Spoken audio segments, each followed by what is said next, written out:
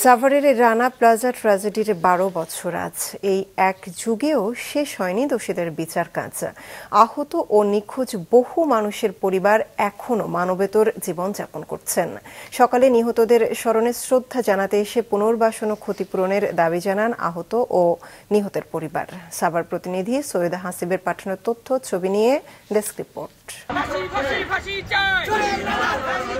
সাভারে ধসে পড়া রানা প্লাজা ভবনের সামনে নিহতদের স্মরণে নির্মিত অস্থায়ী বেদিতে সকাল থেকে শ্রদ্ধা জানান তাদের স্বজন ও সহকর্মীরা। শ্রদ্ধা জানায় বিভিন্ন সংগঠনও।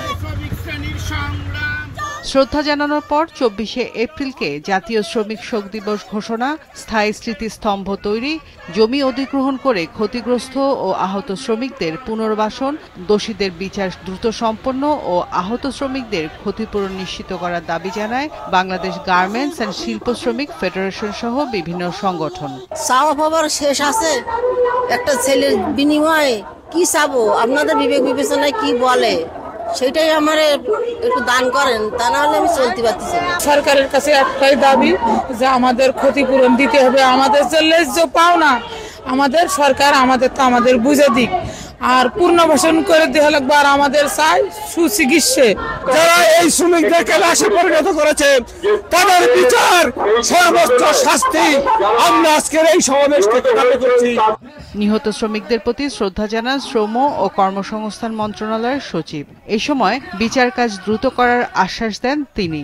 আগামী বছর যখন আমরা এটা পালন করব তখন দেখবেন যে বিচারের একটি বড় অংশ শেষ হবে। এর বাইরে যেটি আছে যে আহত শ্রমিকরা তাদের যেটি আছে পুনর্বাসনের কথা, সেটা পুনর্বাসনের জন্য কি কি করা যায়, আমাদের একটি ট্রাস্ট ফান্ড আছে, সেখানে তাদের চিকিৎসার দরকার, এগুলো কিভাবে করা যায় সেই বিষয়ে দিবসটি উপলক্ষে জাতীয় নাগরিক পার্টি রানা প্লাজা প্রাঙ্গণে এক সমাবেশের আয়োজন করে।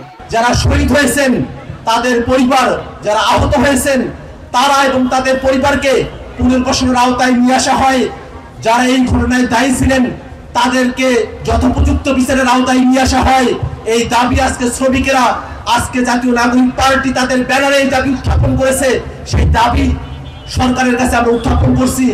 2013 সালে সকালে সাভার বাস স্ট্যান্ডের পাশে 9তলা রানা প্লাজা ধসে পড়ে। এতে প্রাণ হারান 1138 জন শ্রমিক, আহত হন প্রায় 2500 জন।